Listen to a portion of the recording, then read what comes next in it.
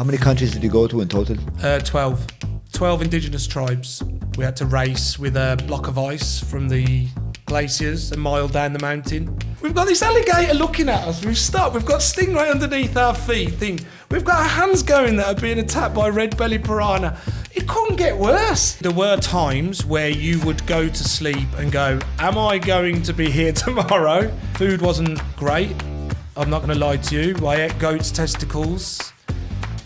Literally straight after we'd pulled them out of the goats. Sorry, The goat was dead. No, the goat's alive. The jungle during the day is actually a quiet place, but the jungle at night is when it comes alive and things like that. You thought you were going to get kidnapped. The moment we got into the tribe, they were stick fighting, and the guy had his head split right open. He turns around and goes, "What the fuck are we doing?" Thank fuck I'm born in the West, bro. So it was, yeah, it was. What we found out was that actually the chief of the village poisons people and pretends it's black magic. How do you say crazy motherfucker in polite?